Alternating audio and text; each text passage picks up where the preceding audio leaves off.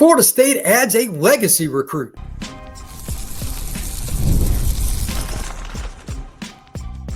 You are Locked On Seminoles, your daily podcast on the Florida State Seminoles.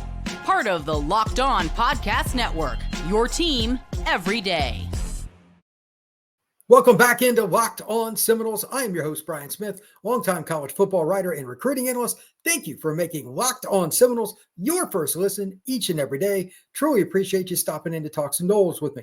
Today's show is brought to you by our friends over at FanDuel. Right now, new FanDuel customers can get $200 in bonus bets when you win your first $5 bet. Speaking of winning, Florida State gets a victory today on Legacy Weekend with a recruit that has family ties to the Noles himself. Joey Ionata is a former player for the Noles, and guess what?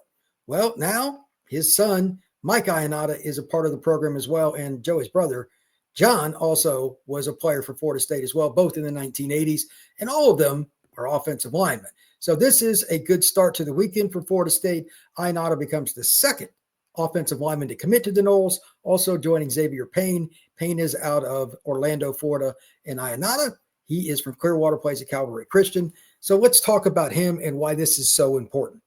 Florida State is finally setting a bar where their offensive line coach is evaluating players himself, doesn't care about rankings. These are kids that he's seen. And of course, Herb Hand was at UCF last year. So Central Florida players he knows, they've been to campus at UCF, Ionata and Xavier Payne for that matter. And now he's in Tallahassee. He has a relationship with them. If you take nothing away from this podcast other than how Florida State recruits now as opposed to the earlier parts of Mike Norvell's tenure with the offensive line, this is the key right here. In-person evaluations with offensive line is massive.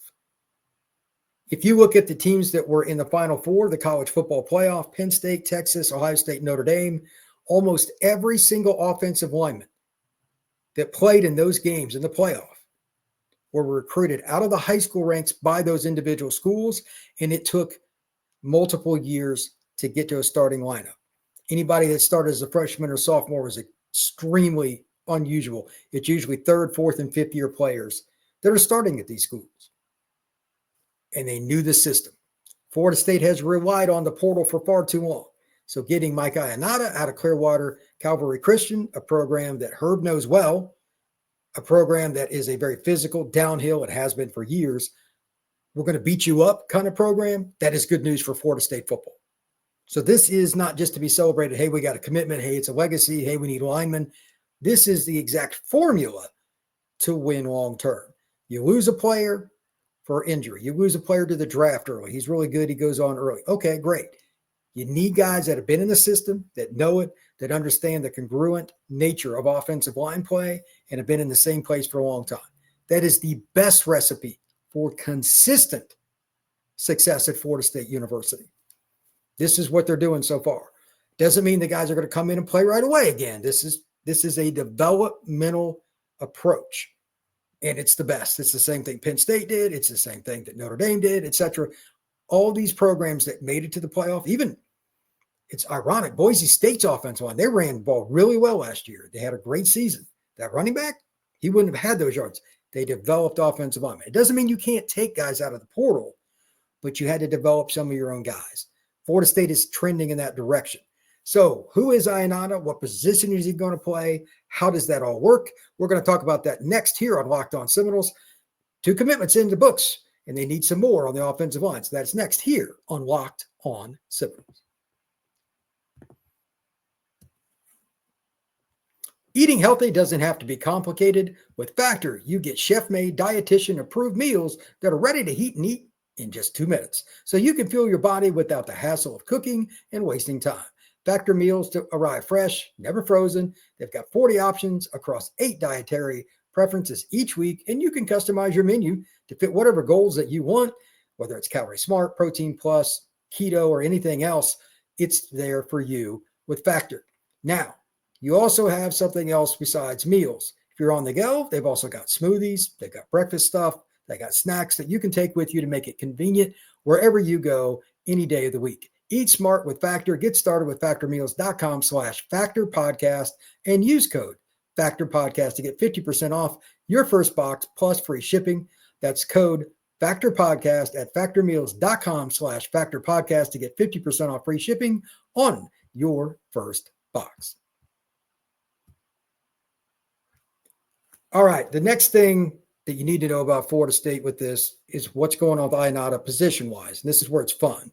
Everybody has a projection with a lineman. He's an inside guy, he's an outside guy, whatever.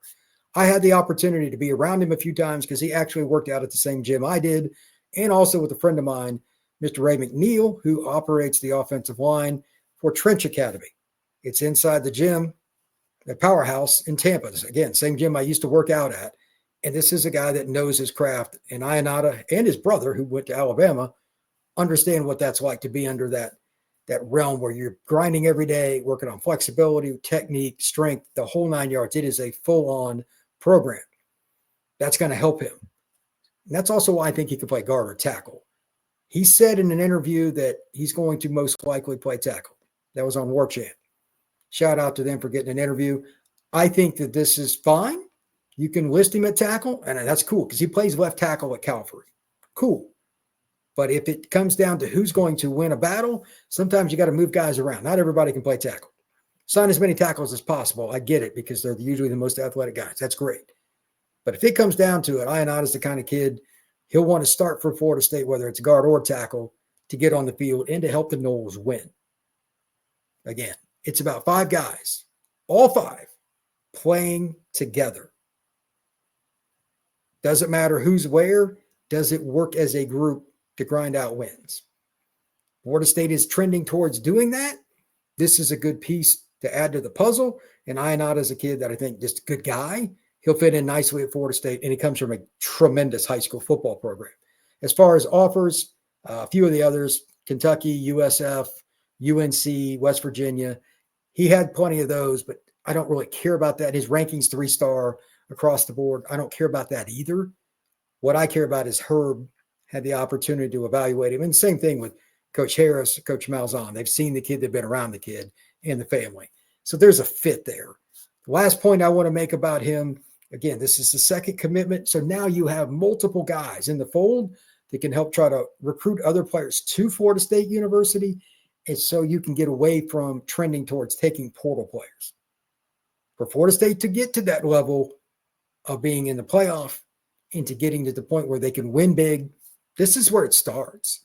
I know it's not super exciting to talk about offensive line recruiting, but how often have we talked about the offensive line not living up to any kind of a subsequent standard at Florida State in the last few years because somebody was hurt and there's just not enough people to replace him. Like Mo a couple of years ago played through injury when he probably shouldn't have at center. And that's just one example. There were multiple.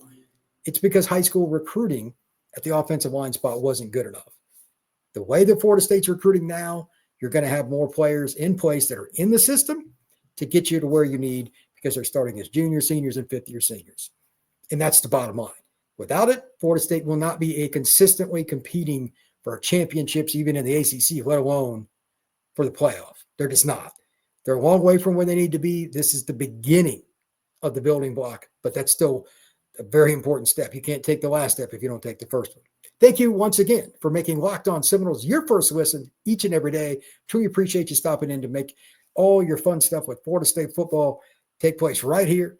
Recruiting, NIL, we got transfer portal, we got spring practice, coaching moves, anything you can think of right here on Locked On Seminoles. Truly appreciate it. We will see you again soon.